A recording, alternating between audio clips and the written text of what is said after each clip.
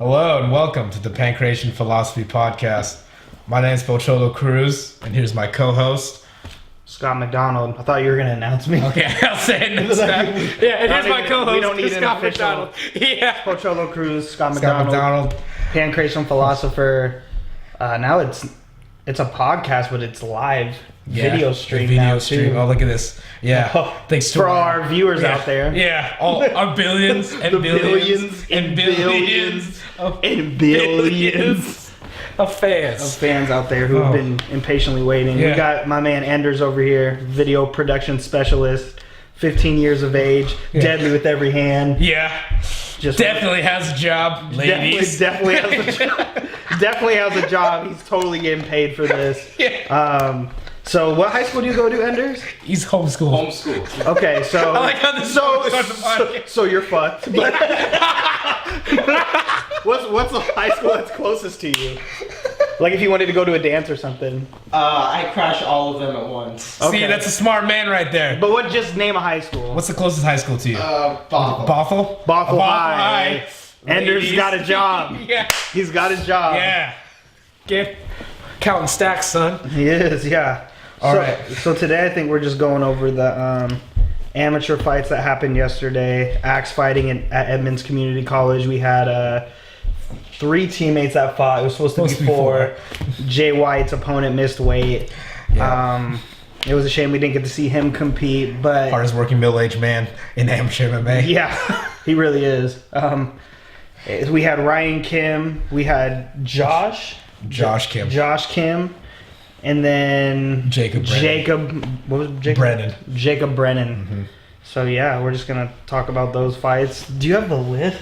There's a kickboxing fight that happened that I want to talk about. Oh too. Yeah, We're gonna kind of delve into the realm of independent fighter. Oh man, and the pros and cons of doing that. Mostly cons. Like, don't do it if you're thinking about it. So that's kind of. All right, here's the lineup right here. So we want to just start off in order.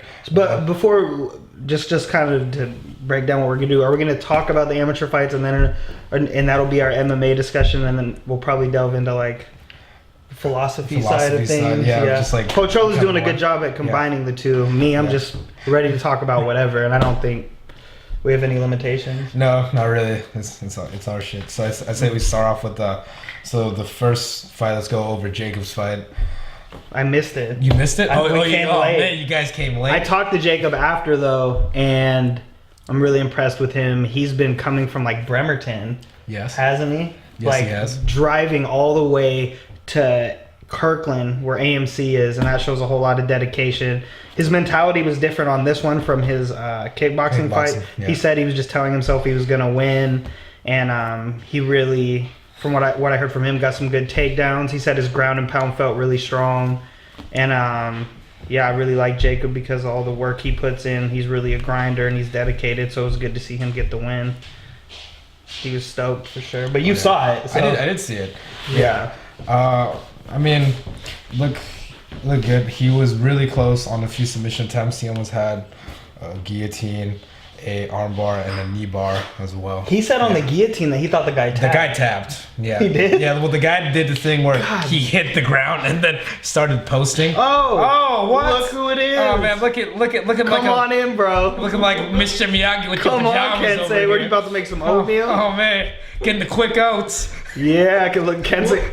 Yeah. The podcast is going viral. Yeah. It's going viral. You gonna sit here, bro, and eat your oatmeal? Oh man, we're losing Kensei today. For those of you.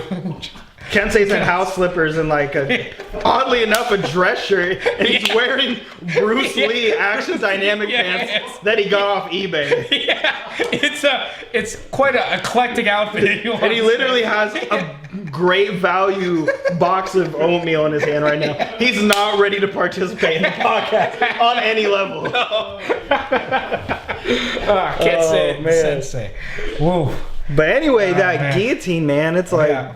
No, yeah, he was in the guillotine for like well over 30 seconds. It was an arm-in guillotine, and yeah. I mean, that ref's really on his job. He wasn't on his job. And then Well, speaking of that, let's talk about the next match then. Ryan Kim. Ryan Kim Versus Ryan Skoklinski or something. Ryan Kuchanowski? Ryan, it was Kuchanowski? Something like that. Kuchanowski. I don't know. Cooch. Look up. It's Ryan Kim versus how it literally is Kuchanowski. Flawless pronunciation. So we had Ryan Kim versus Ryan RK versus RK. Right, yeah, that's an easier way to break it down. Yeah. RK definitely won. Yeah. But was RK really the victor? No. I liked how Ryan came out. He's very loose, very calm. Landed some great low 10s.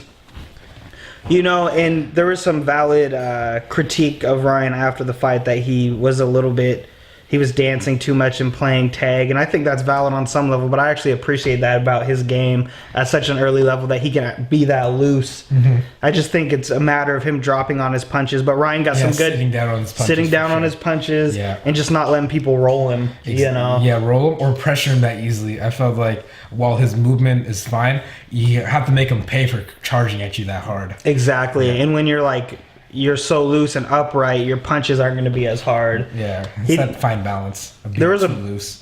Yeah. There was a point in the second round where he landed some good left and right hooks and things like that, but you know, Ryan wasn't tripping. He was like, literally didn't care at all that he lost. He gave no fucks, and he was like, amateur record doesn't matter. And then right after that, I saw him try to steal Jacob's trophy. He literally tried to steal Jacob's trophy. He's like, this is mine. I win. I'll fight for it. I love Ryan Kim, bro. the realist. Ryan Kim is the realist. Yeah, he did good. There's a lot of opportunities to grow, but that's what you want. I mean, Ryan does not care, and that he has a great mentality. Now we have Josh Kim. Yeah, and man, his opponent's name. Oh boy. Yeah. Jan. Man, they need different opponent names. It's like right there, Jan Kuvalden. Yeah, Jan Still. I call him Jan Still because he stood in the same place the whole time and got kicked ruthlessly. I'm not trying to be a dick, but that's literally what happened. Josh came out and did what I think everyone at the gym expected him to do, was establish range and just keep the guy at the end of his punches. He landed a lot of good body kicks, high kicks, made it really difficult for the other guy to take him down. Mm-hmm. Landed some good ground and pound in the fourth, and just did what we expected him to do, really, you know? Yeah. I would like to see more pressure from him as well, you know? More the AMC style from those guys, from both he and his brother, because they do have really good range, dynamic kicks, but it would be good to see them pressure a little bit more. That's just what I think, you know? I feel... Yeah, well, I feel the biggest thing, I think there were some opportunities, just some more striking opportunities that they kind of just waited on, because I feel like the guy was there to be hit. Oh yeah, he was definitely there to be hit. There was zero head movement, and Josh was clipping him with straight rights, some hooks, high kicks, and yeah. And I understand being cautious is a very intelligent way to fight, but you know, sometimes you just got to go for the kill, and that's easier said than done. But he played it safe, and that's fine, you know, and we'll be seeing him more at that promotion. Hats off to him, you know. The dragon defended his treasure. It was the night of the dragon. So yeah, that was cool to see. There was a kickboxing. Oh boy, there was a kickboxing. We don't need to involve their names there, but there was a guy from a gym in Canada. And then and this is gonna segue into our independent fighter analysis. So there's an independent fighter who clearly had been training in an alley somewhere, with literally no partners, and swinging at the air like a madman. And he kickboxed against looked like a trained fighter. Yeah. But those guys in the beginning threw some of the most wild punches I'd ever seen. They were literally. I was telling Vince, I was like, man, those were the schlumpdididundas, the schlumpdididum. And what I mean by that is just like that, just throwing these wild ass punches. And the guy from the actual gym got push kicked. Yeah, so hard. He like slipped, and then like his arms were going like this in the air, and he just landed against the cage. It was so dramatic. Yeah. I think that was the only technique that the independent fighter trained over and over again. But it was just like a fucking sloppy brawl. Yeah. But the they were just throwing the like. I mean, the other guy was tough. I mean, he took a lot of shots. He should not like. I was gonna say in the third round, it was really chilling to me because the guy clearly had his like chin in the air and was punching like this, and his corner just screams out, "Yeah, keep it out, keep working," and I was just like, "No, don't keep working." So okay. Independent fighters. Ooh, if you're considering. What's your opinion on when people don't train at a gym and just kind of go in there? And do you have any stories or things you've seen? I have some pretty fucked up stories about independent fighters. As in general, bad idea. It's like I don't know, it's like living life it's like having a car with no airbags. You can do that. I actually know. No, it's not. It's like being it's like having, if your job occupation was crash test dummy. Yeah. It's like, what did you think was gonna happen when you went in there? No, exactly. It's literally like skydiving without a parachute. I'll just I'll just take the analogy a little bit farther. Oh boy, like don't do it. Yeah, I didn't even look at what gyms they were from on the fighter lineup. I just knew immediately the guy probably was an independent fighter because he had basketball shorts on, and that's just how you know. Not good. That is not good. There's a study that was just released yesterday after my analysis, and the conclusion was that 99% of fighters that wear basketball shorts get their ass whooped. Let's go 99.9. 99.9, unless you're Charles Bennett. He's that 0.1. He's that 0.1. He's the 0.1. He has knocked fools out with basketball shorts on. But yeah, it was... Pretty sure Cody McKenzie fought with basketball shorts on too. Right, he's probably high as shit too. Oh, definitely. Probably both of them were, but anyway. So there's a guy... that I trained with at my first Muay Thai, or at my Muay Thai gym where I first started training combat sports. His name was Joshua Death Rage. Death Rage. That was his actual last name? His name was Josh Death Rage. Man, that's like a super and I was no, he's really. And I tried to I was like, is it Death Ridge or are you just saying it's Death Rage? He's like, no, it's Death Rage. Death Rage. Damn. And so he was an independent fighter, and he took a fight at I think one of Dennis Hallman's promotions at the Tacoma Dome. Okay. And he ended up getting sandbagged. He fought that guy, Will Hammond. Oh, wow, really? Yeah, the professional fighter. Professional fighter, Will Hammond. So he had 0 fights, right? And which it's just dirty that happened to him, right? It's kind of the dark side of the fight game. And so I guess he came out. It was an MMA fight. The guy, Death Rage, had 0 experience. He comes out, throws a low kick. Hammond grabs it and then just blasts him in the face and just KOs him, dude. And he had his nose was broken and crooked and And I asked him when he came and trained, I was like, what were you doing before that? He's like, oh, dude, I just trained in my garage. And I was like, and here's the thing, garage training isn't always a signal that you're not going to get experience because there's a lot of gyms in Hawaii where it's there's multiple people, you have training partners, but if you're just in there hitting the bag by yourself, unless you're some gifted Shaolin monk who can channel the energies of all combat sports ever, probably shouldn't fucking do it. Don't do it. Don't do it, man. Yeah, even if you're Iron Fist. Right, don't do that shit. So yeah, that was anything else you thought about with the amateur fights or? Well, so you didn't see the kids kickboxing? No, I didn't. I missed that. Those kids kickbox. Put it on. What about there was another independent fighter. It was the 185 pounders. It was the guy with the long pants. Did he win? No, he did not. He did. Did you not see that? No. That was the fight. Yeah, I thought that's what you were talking about because that was the fight before Josh's. No. No, you didn't see that one? And the guy kept rushing, knocked him out. So there was another? Oh, fuck. Yeah. So I was wrong. So there was a fight. The fight I was talking about. No, let me see. Was talking about the heavyweights, right? Yeah. Or are you just getting both of them mixed up together? Let me see. Yeah, because what you were talking about, you're talking about the heavyweight kickboxing one. I was talking about this one, the one right before Josh's. No, go It was the 185 kickboxing.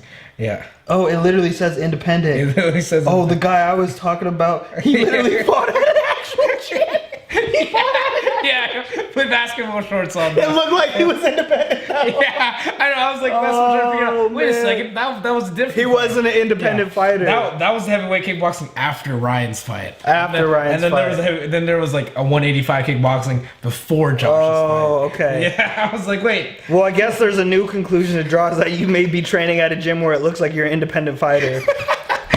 But you get the same results. And you're paying more. Yeah. Oh man. That's awesome. That is. Well, that's one way to put it. Yeah. Oh boy. Yeah, man. Death rage, man. It's a horrible story. Yeah, it's like you can't even really laugh at it. It's really fucked up. No, it's just. I mean, yeah, it's just. They're like, oh yeah, we'll match you against this pro. Against this pro. Good luck, buddy. Yeah. Oh man. And he fought as an amateur. The pro did. Yeah. That's super shiesty. It is. Oh man. Oh. Yeah, but it's just dangerous. Just thinking.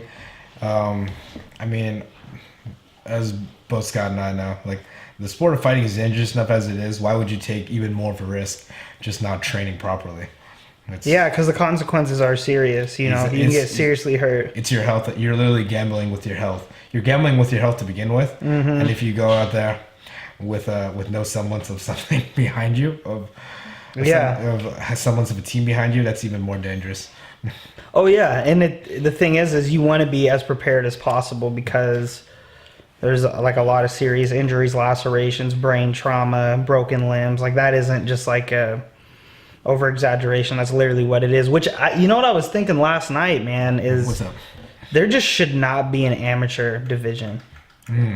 There should not be amateur competition. What would you rather there be? It should be like semi-pro. And there should, because amateur's already kind of shiesty as it is. But if you were to like remember IFL did like a team thing? Yeah. Like if there were to be like a tryout for a semi-pro league, because they had tryouts for these teams. I'm not saying it should be like teams, but there should be tryouts for semi-pro leagues.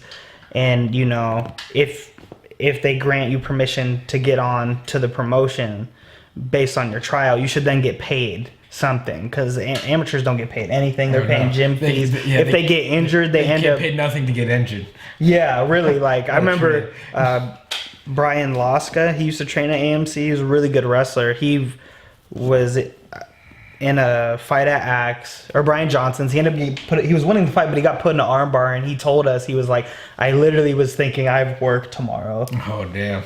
You know, like, oh, what do I get my arm broken? Then I have all these medical bills. So yeah, the amateur fights and promotions don't make a whole lot of sense to me. And I've seen people get flatlined in amateur promotions, man. Yes. And it's scary. Seen several people get flatlined. If you guys want to see one of the most brutal knockouts in amateur history, I just think, I want to say at least MMA history that I've observed, you should look up Torian Washington versus Justin Larson. Oh man. Is that made me question fighting? That made me question life. Like, what am I doing? I was like, dude, he hit him so hard. It was just literally like, why are we doing this? Why are we wasting all our like human energy? Yeah, he was astral traveling. Yeah. Sure. Yeah, Torian Black Washington knocked any racism out of that man and it launched into the stratosphere. Yeah. Oh man, it was crazy, man. Horrible. Oh man. But with that being said, it's up to the powers that be. What do you think the overhead is on running like an amateur promotion? Do you think it's like profitable for those gyms? I think it's pretty profitable, because just think about it, you're not paying anyone anything, right? You're paying for the venue. You're paying for the venue, the rental. You're probably venue. sharing the cage. Sharing the cage. You're probably paying maybe like, I don't know, maybe some overhead costs of just like maybe renting chairs and stuff like that. Right. But other than that, it's just all. But here's the thing: the university probably like provides you with that. Yeah, I feel so. Or not university, the community college probably provides you with chairs all and stuff. that. Yeah. So I feel it's just an overhead for renting out the place. So I feel like you're providing the fighters, really. Exactly. Yeah. Yeah. From that, so I think it's semi-pro league, man. I'm telling you. Because that's what pro is. Anyway, you're getting 500 to show, 500 to win around here. Like that's. I mean, just make it all like that. Yeah. Or similar to that. It's just, I don't know. Yeah, it just brings into question. I mean, then like who? I guess like just the talent pool. I feel like the people that are coming up, but I feel it would be a lot lessened because then not a lot of people can make it. But I feel that would be better overall. You know what I mean? Well, dude, think about the people that like go in, and then they fight like a upper echelon athlete, and then they just get fucking destroyed. Yeah. We're not talking about like you lose a soccer match here, or like we're talking about like trauma. Yeah. You're losing brain cells. You're breaking bones. Yeah. Getting I scarred. remember one of my amateur fights, dude. I fought a guy who was like, he was 0-0. Yeah. Don't look up the video. Don't look it up because I'm embarrassed by how I shouldn't have competed against McDonald. Don't look it up. In the video, like they're like, oh, bro. Oh. Do you want to look it up? No, we're saying. Okay. All right. Well, we can look it up since we're saying it. But okay, who'd you fight? I don't remember his name. Oh, damn. Just look up Scott McDonald. Scott McDonald. But hey, but there's another Scott McDonald we know doing MMA. And he lost last night. I hope he learns from it, man. He got guillotined. It wasn't pro. I know. Keep going, dude. No, it's not Billy Walker. James X. Keep going. Look up Scott McDonald. What did they say? Would it be on your... What gym was it? Would it be on... like Andrew. The guy's name was Andrew. That's all I remember. Like, do you know who recorded it? Was it... Yeah, his coach. Or his like, coach? what of his... Go down. Go down. What gym did he train? It was, Evolution? Okay. Look up Evolution. Scott, how are you going to feel when you fight the Evolution? Oh, it might not be. Nope. Look up, they spelled my name wrong, so go Okay. MAC. MAC. I remember they did that. Okay. Go down. Jimmy McDonald. Keep going. Scott McDonald versus Bob McNuber.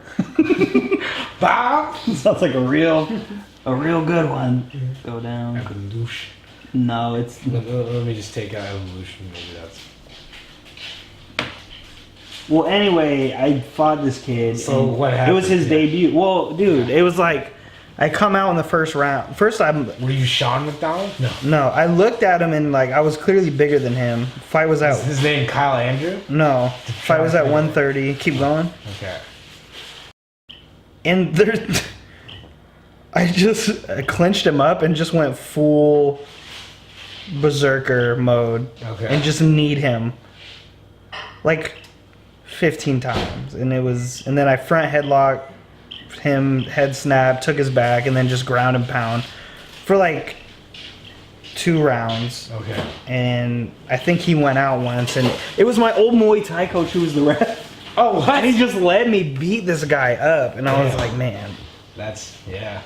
And it was his debut, and I had already had 3 MMA fights, so there's scenarios like that where it's like, probably shouldn't be. Me and that guy probably shouldn't have competed, but hats off to him, you know. I just see stuff like that happen. People get outmatched, and then you end up getting hurt, you know. That's true. And then on the sense too, that's kind of what people are looking for. People are audience members. Oh yeah, they want to see someone they get hurt. Someone get fucked up. Yeah. Yeah. That's how you sell tickets. But it's like, Exactly. because 2 experienced guys, you know, there may be a finish, but there's going to be a feeling out process. Yeah. It's like you can almost guarantee the result if you just overmatch someone. Yeah, exactly. That's- Oh man, this guy gonna get messed up. Just like the fight I talked about. It's just our bloodlust, I guess. Mm-hmm. Yeah, man. But it was good to see the squad do well. No one got hurt, other than just like some, I want to call them like superficial wounds. I don't want to say superficial, but like really like light cuts on Jacob's face. Yeah. I don't think Josh got hurt at all. No. He was good, and Ryan was. Yeah, Ryan. He had some cuts and stuff, but I don't think it was anything Yeah, which is major. impressive given his pale skin. Yeah. No, it's true. I think that's why Jacob got. He's just so white. Right. What Yeah. happens? And then he got like Yeah, you got Nash on cheese the grated shoulder. against his shoulder. Oh, jeez. It's like come on, guys, come to the cage. Why don't we just take it a step further and just put chairs in there? Yeah, put chairs in there. If it's Ladders. Hell in a Cell. Ladders. Yeah. MMA match. I'll do that. Crazy. Enders, how do you feel about that? Yeah. A ladder MMA match. It's a train wreck waiting to happen. Where you put the belt, so what you would do is you would string the belt from the Yeah, on ceiling. top of the And then, well, I'm saying the whole goal is to get to the top of the Yeah, get to ladder, the so top you of the wouldn't ladder. really be Yeah. using your MMA techniques. So it wouldn't be an MMA fight. It'd just be a ladder climbing contest. No, that's No, a, it'd be an MMA fight with a MMA ladder. fight with a ladder. Wait, are there 2 ladders or 1 ladder? No. There's just one ladder with. Well, now you're getting crazy. Yeah, 2 come on, ladders. 2 ladders. God damn it. Come on, Ender. That's unrealistic. Why God, would it's someone one do that? ladder and a belt Yeah. hanging from the ceiling. Yeah. I'd be down for that. You be down for that? Yeah. See, look, he went from skeptical to hell yeah, let's go. Yeah. It'll We be- need- Well, yeah. but I heard it was only 1 ladder instead of 2 ladders. Yeah. Why would the 2 ladders make a difference now? Because then they would just be like they'd be able to barely reach each other. Just be whoever can climb faster. No, that make no sense. No Why would there sense. be 2 ladders? I never Because mind. more ladders means more budget. More and yeah. Well, then you have 2. You have both because it's 2 people. Because I need to situate 2 ladders right underneath. And they're the belt. both gonna climb the ladder and then use their MMA techniques Yeah. while they're on the No, ladder. what you can do? No, what you should do? You should be like tag team then, 4 people, Yeah. 2 ladders. That already exists. There's tag team MMA. Yeah. No, but tag team with the 2 ladders. Oh, so yeah, then, he did. so then Oh. like one guy's trying to hold the ladder, Yeah, for yeah. the other guy, and she's got to, and then the other guy's. So it like, would have to be pushing the tag team MMA with a ladder in the The guys on cage. the bottom would be trying Yeah. to hit each other. That's probably how you just you really secure Yeah, concussions. equal Yeah. concussions, but equal advantage. Yeah.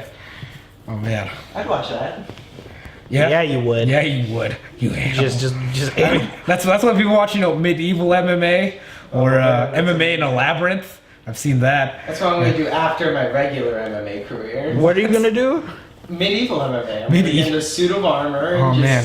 Well, no. That's an actual thing too. No, it is an actual thing, but why would you do that, man? I've seen guys just get like knocked unconscious, getting hit by steel shields to the Because I jaw. want an excuse to hit people with a sword and not get taken to jail. See, man. See, man, that's what I'm exactly why saying. people do medieval MMA. That's exactly why cycles peop- like that. Yeah, that's exactly why people do MMA though. Yeah, well, but that's the thing. And so then how are you gonna make that, semi-pro? Not that I'm saying that's not a good idea, and I feel like It's yeah, more of a control if you do semi-pro. It is more control, but then what's the incentive for for gyms to like switch it to that way? Well, I mean, there's already a highly selective process. Like, Yeah. if you look at someone who has the connections, like at our gym, like Matt, where Matt is like observing, seeing that individual he can insert into the next level of competition. Their gym should already That's just. what it should be at the high level, but usually it's not. Well, there's that, but then also you could do the same thing for semi-pro. There's already decisions if you're a good coach and if you're running the gym with some sort of ethical framework, you're gonna want to look at it and go, okay, like, should I even allow this guy to fight amateur? Yeah, I feel People like shouldn't just be able to approach and be like, I'm gonna get in the cage. I'm getting the cage, let's do it. Well, yeah, it should definitely be a more structured process. Like I feel, just more of. Let's see what's the time frame. Like I feel like it just needs to be more layered in terms of your experience. Like because there's just people that are all considered amateur that are just varying levels. Like it's too much of a disparity. Like you wouldn't see that like in high school basketball, right? You wouldn't see like, oh yeah, that's you wouldn't see like a bunch of kids and then they're like, oh, I've been playing basketball for 10 years and I'm 6'9". Right. From there. I mean, I guess that does happen, but like not to the extent of like experience wise for MMA. So. Right.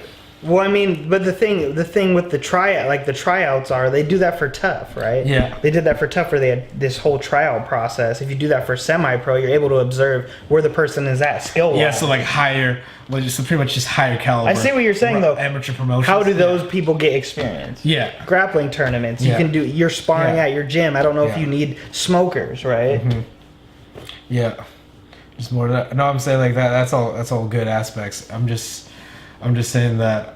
Not that I'm saying I wouldn't agree with that, but I feel like just a lot of people, on the come up it's still not to that level where people can get like that kind of or I feel like where people are allowing themselves to get that structure in place is what I'm saying, because I feel like people are too set.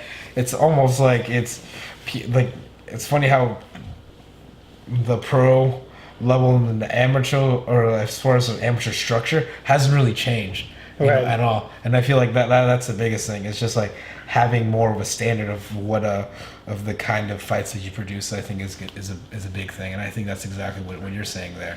Right? Yeah, but then it even makes more sense for it to be semi-pro, because you're doing what professionals do, but not in that talent pool. But you're not getting paid. Yeah, and you don't have the benefits. You're not getting only benefits you get is like brain damage. Yeah, like physical damage to your body. Exactly. Or just and a lot of these amateur guys that I see even at our gym, they're just busting their ass. You know, yeah. They're training like pros. Mm-hmm. I don't know, man. I know there's a lot to it, but that's just what I be thinking, man. Mm-hmm. What's next? What are we talking about next? Let's see. Let's talk about how do you think, what should the mentality of somebody who does want to get into fighting, like what is like, not that there should be like one mentality, but what are some general things that they should consider like coming in, you know, because I feel like everyone has a different idea, or like maybe like a wrong, or not wrong, but a kind of clouded idea of like what fighting actually entails. And I think that's kind of what you get when you come into like, let's say like an amateur thing, and then they feel, I feel like this fight's gonna be this, but it turns out to be something else. Like let's say, okay, let's make it even simpler. Let's say, if you could, you know, go back and talk to, you know, young Scott McDonald before he does any training, what would you tell him? Yeah, that's a deep question, bro. I think I felt like why I got into the sport, it wasn't obviously linear. It was it's not just one thing. It wasn't. It was complex. Yeah. It was, you know, my grandfather got me into martial arts because I was experiencing bullying in school. I went to a really rough school. Was making a lot of poor choices. Was hanging around gangs and things like that, and just kind of being rough, you know. And so once I got into martial arts, I had a focus, and my focus I didn't start with combat sports. I started with Aikido, like Steven Seagal. Aikido and Taekwondo. oh yeah, Taekwondo. But like when I was doing Aikido, I thought about combat sports because we were doing all these wrist locks and stuff with Aikido. Like it's very on the basis of someone hitting you with a karate chop, and then you're responding that way. And I was just looking at our drills one day, and I was like, what if I just socked one of these guys? What if I just threw a right hand right now? I was like, it doesn't matter what he's going to do to my wrist. I'm going to drop him. But Scott, what if I do? And me and my sensei talked at the time. He was like, oh, there's a Muay Thai gym down the street. You should go check it out. So for me, I would tell young Scott, just stay focused. And honestly, I would say don't train as hard. Train smart, not hard. In terms of like a philosophical, moral thing, I wasn't analyzing it at that point. I wasn't really aware of why I was participating. For me, it was really just what it was an outlet, and it was me just gaining self-confidence. Self-defense was really like important to me, you know. Bronte's calling me. That Bronte? Yeah. Hope it's not an emergency. Hold up here. Talk to Ender. Yeah. So do you even know what I'm talking about, Ender? Full disclosure, I haven't been listening to anything you guys. I know, because you're just making sure it's running smoothly. Yes. On Nick's Facebook, he broke up with Aaron.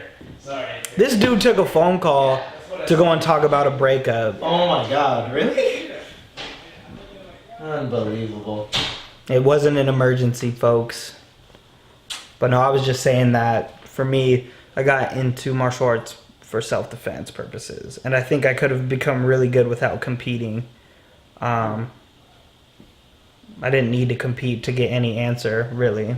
That's fair. It's just I wanted to do it, and I ended up being good at it. But I think self-defense and knowing how to defend yourself is far more important than attaining any like status or world championship, anything. I just don't think that is the biggest takeaway you should get from martial arts.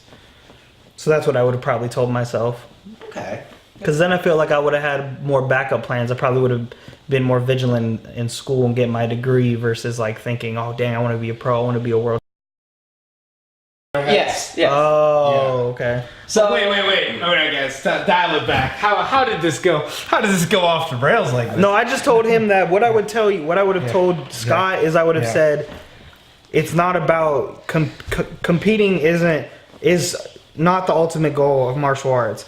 For me, the ultimate goal, I would have just told myself, focus on self-defense. Get really good at defending yourself, learning the arts. You can spar, you can do all these things. If you want to compete, go ahead. But I would have said you should focus on other things outside of wanting to be a professional and getting paid for being a mixed martial artist or wanting to be a world champion. Now, I'm not saying those goals are wrong. There are some people that are just dead set on wanting to do that, and that's fine. But for me, I think I would have dedicated more time to getting my degree sooner and things like that. So I just... Other things that make you find... Honestly, though, and this may sound critical, and I don't want it to sound negative because I admire fighters so much and the dedication and time they put in, but honestly, things that really matter.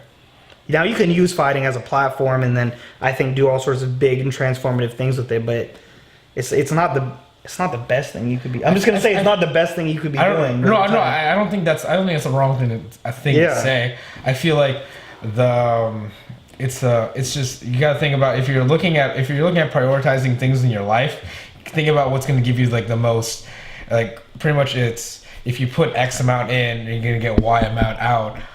Fighting in terms of like what you put in and what you get out of it. I mean, I'm not saying in terms of like monetary things, but sometimes like if you really focus, a bit, let's say maybe it's like too much on it, you might not get a lot back, and then you'll just be disappointed with what you get if you get set on that. But I feel like, I mean, to answer the question, what would I tell like my young self is just really enjoying like the process of learning from there, and like not putting too much high goals like on yourself, because I feel like that kind of creates unrealistic pressures. And then if you're not enjoying like what you're doing, then what exactly are you doing like with your time? Because there's a difference between growth and then putting yourself, like grinding yourself down to nothing for efforts where you think you have to be tough, like for that. So I think that's a big thing about it. You can still push yourself, because growth occurs outside your comfort zone. You can still push yourself in the areas of martial arts and become a better martial artist, but without having to pretty much take away your focus on things that can just help you out in the immediacy or something out into the future. Because it's just like, in terms of a numbers game, it's just gonna be hard. It's just a hard thing to profit from. It's just how it is. Yeah, don't get into it thinking for monetary gain at all. It's like banking on becoming like an actor, like a famous like actor, actress, or a famous musician. I mean, you have to get in it because you love it, and then that just happens because you've acquired the skill and the experience and put in the time. Like that's just how it goes. I feel too many, and especially just how I feel like thinking as a youngster or as a younger person, like you don't see, like you see what you want, but you don't understand how to get there. Mm-hmm. And I feel like it's not necessarily, don't fall in love with what the people have, but what they had to do to get there. I feel like it's understanding what you have to do to build yourself up to that point. And I feel like that's the biggest thing that's changed in terms of how I look at training, like, right now, because I mean, this is the only life I'll have, so I have to think about maximizing what I'm going to get out of it. Yeah. In terms of not just in martial arts, but how is martial arts going to help me with my life, like from there. Well, and the cool thing about martial arts is that it is a space in which you can engage in creative labor, right? Mm-hmm. It's where you can really exercise the creative portions of your brain, and it is a laborious process. It's sweat. It's just your muscles being drained. It takes every bit of you to get good at the sport. Yes. If that's what you're pursuing. It takes an extraordinary amount of effort to get there. But there's like, especially in our society now, there's very few like jobs, careers, or spaces where one can go and participate in creative labor, right? Mm-hmm. It's just, think about like the whole 9-to-5 grind. That is really just taking first of all, you don't have a lot of opportunities to be creative at a basic 9-to-5 job, but then what it does is it takes that and then it's used to benefit the company as a whole. You're not really exactly. It's like you're not working. I mean, you're not working for yourself. You're working to help. You're working to help the company help themselves. Exactly. But I feel like that's like. I feel one of the biggest takeaways, like at least for me in terms of martial arts, is just just understanding how to get. Pretty much just how to get things done in terms of like having a process, having a plan, putting in the effort, and then just trying to accomplish like task in terms of that. Because I've learned just from from the regular training, like forcing myself to like do things I necessarily like don't want, but seeing the pathways of how they lead me to like further growth from there. And that's how I like try to approach like other things or other ventures in my life in terms of like that kind of. Like determination, preparation, and then execution of those things, I feel like is critical. Like from there, and I feel like that really gets ingrained in terms of martial arts, because you kind of have to do that if you want to get somewhere, like in there. Right. Yeah. And that's for me. I don't look at it as like that. Like for what do you like? I don't look at it in that type of formula. For me, what it was really just. It was just really about expression. For me, it was expressing more yourself. Yeah, because I think now I'm like, man, like when I listen to what Bruce Lee had to say about martial arts, a lot of it is like breaking out of that static, that mold, that really either society tries to put you in, or that just. And by static, you're talking about like the place that society has for you, or societal change. Exactly, that's what I mean. So like literally, you're born into a world, and then based on your culture, there's certain things that already are laid out for you if you want to be successful. Yeah. And so what you start doing is you either start dumbing down like your inherent creative qualities. Like it happens in school, it happens in jobs. Like you aren't given that outlet. You feel like you're not expressing your true self. You're not. I feel like you're not, because I mean, think about the problem with like standardized testing. Think about why, like in our nation alone, I feel like we know antidepressants are consumed at a like completely irregular basis on a global scale. People are not fulfilled in what they're doing. So, and I think a lot of that has to do with the denial of the creative self. I feel that's a very big thing, because I think. Or that's a very good point you bring up, and I think it goes back to not only standardized testing, but look at like our school system itself, and just wonder like, okay, why was it put in place? It's not to necessarily help people; it was put in place to indoctrinate people. Exactly, indoctrinate people, create good workers. Exactly, just be part of the economic machine. Like from there. Exactly, like, and that's it trains them to do so. Like go in, show up at this time, get out at this time, come back again next day. That's exactly what for people. Give you a few days off, then come back and get it at it again, brother. Exactly. Well, no, and it's all you learn about all the disciplinary mechanisms through school, right? And so that's what I'm saying. For me, MMA was an alternative to those things, to those forces, and I remember I would always talk with like Trevor Jackson about it, and like there was a time when I was training for my pro debut, I had lost that mentality I had about fighting. The creative, the expression. Yeah, I lost it, and I was just like, it's just became too much of a grind for you. Yeah, and so what I remember, I was like working out, and I was like, this is a fucking grind, and Trevor walked up to me.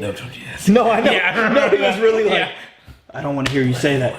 He's like, I don't want to hear you say that, and I understand that now. So if you're getting into it, like you have to. The problem with fighting now, or like the thing with the UFC, is like it's just commodifying everything, and it's losing the essential spirit of martial arts.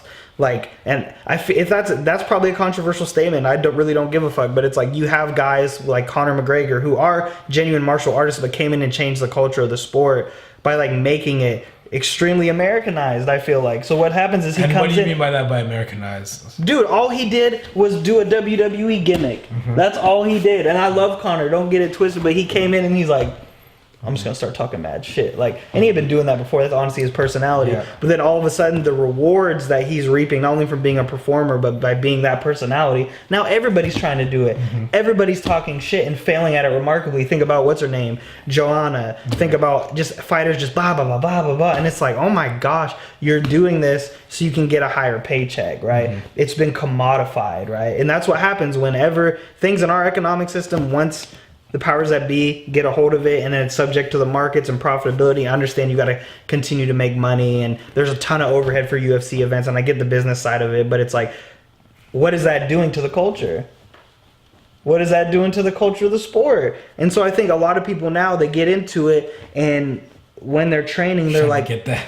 if I make it to Bellator, or if I don't make it to UFC, it's all for naught. I'm not saying everyone has that mentality, but like, you just can't. It's got to be your journey. It's got to be a subjective experience, because in order for you to like, I don't know, especially like getting in the cage with another person and then just battling with them, like, Yeah, if that's your can't rage quick scheme, that's not working. no. You know? And someone else did a really interesting breakdown on MMA. It was Josh Barnett. Okay, what did he say? The War Master. He wrote. I don't know if we can look it up.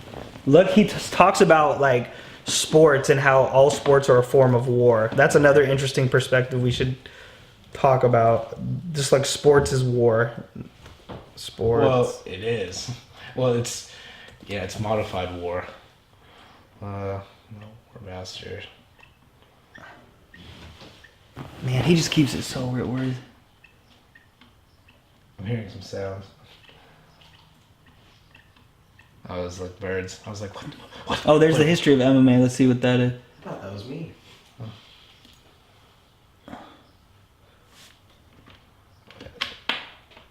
My name is Josh Barnett, and I'm a professional. I wonder if he talked. People's lives. The base was something Destroyer of people's lives. I could see was innate to me.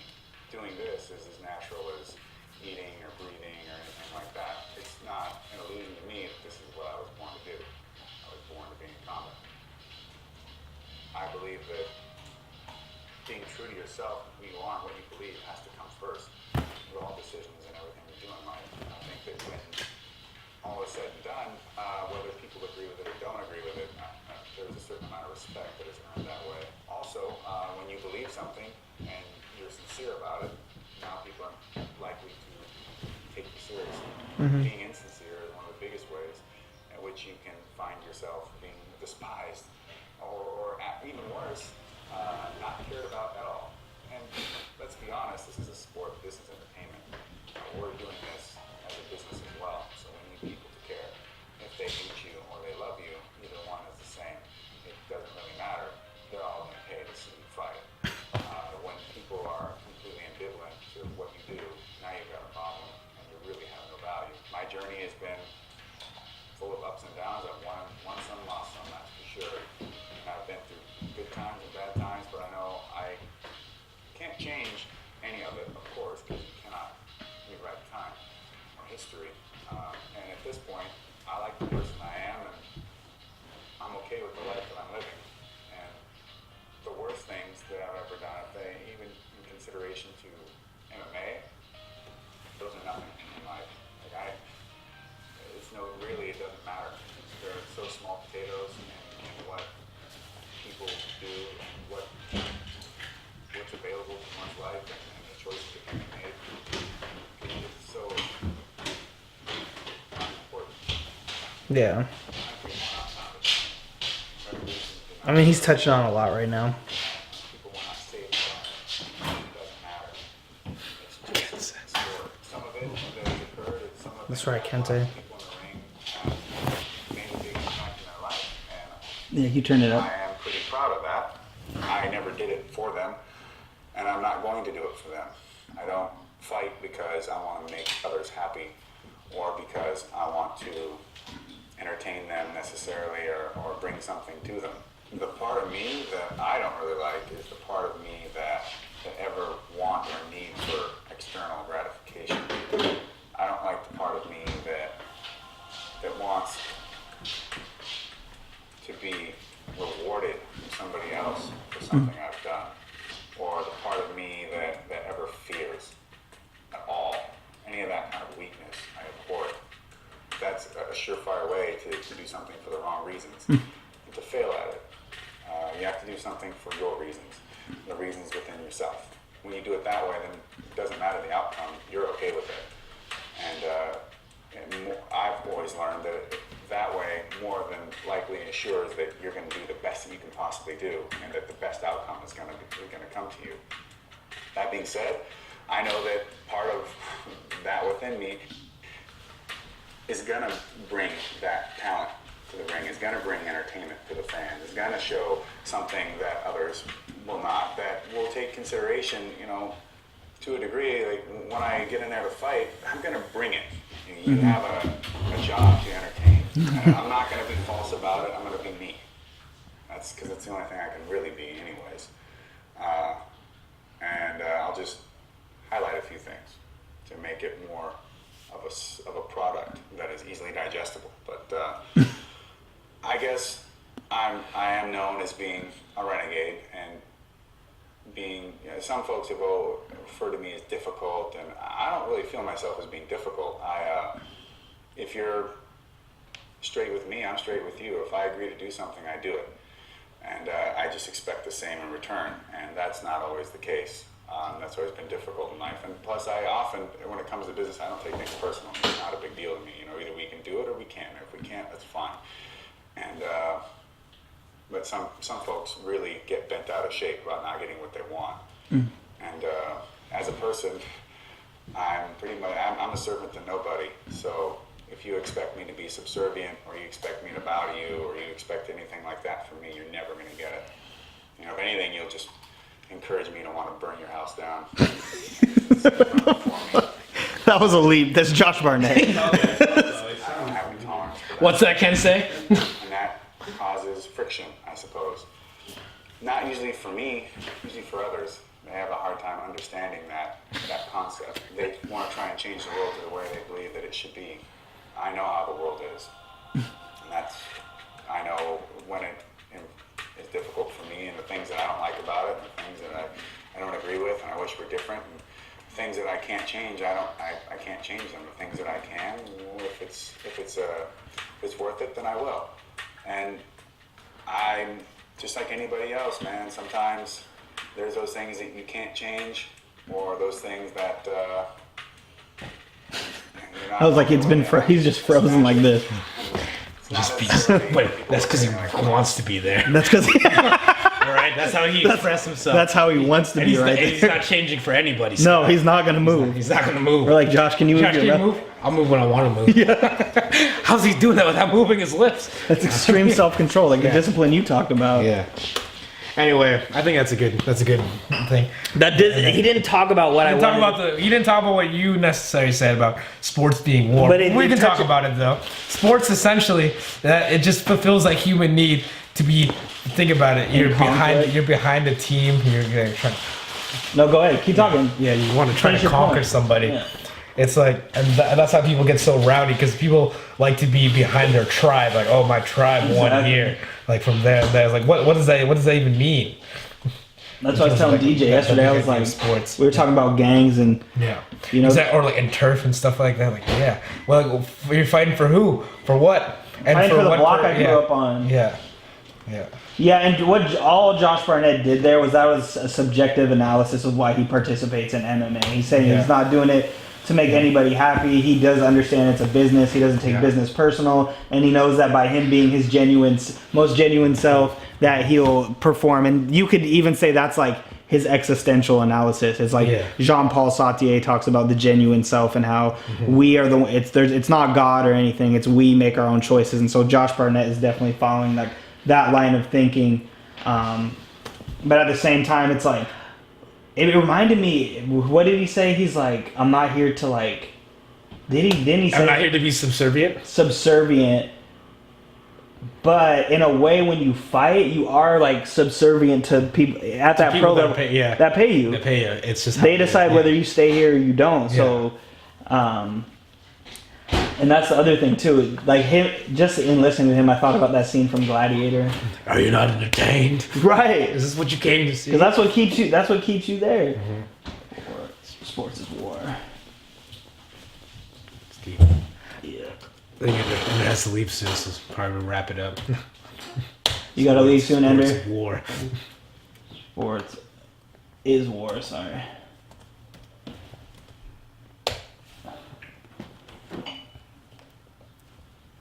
When does he?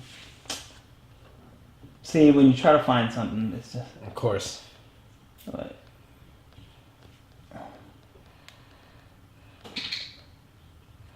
Josh Barnett says fighters aren't as tough as before. That was 2013. Well, it exists somewhere in the margins of the internet where he compares, or he says that all sports is war, and MMA is really no different.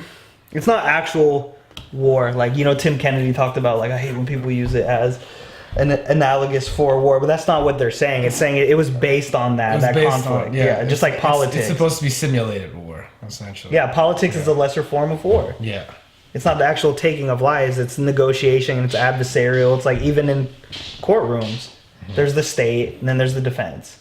Or there's the plaintiff and the defense. It's like, it's adversarial. It's like war. Yeah. But yeah, Tim Kennedy literally gets like fought in Iraq and Afghanistan. He's like, I hate that comparison. It's like war. No, I know. Yeah, we get it. It's not actual war. All right, I think that's a good way to conclude it. We wrapping it up? Yeah. Any last words, Ender? No, just close it. Just stop it. Stop the presses.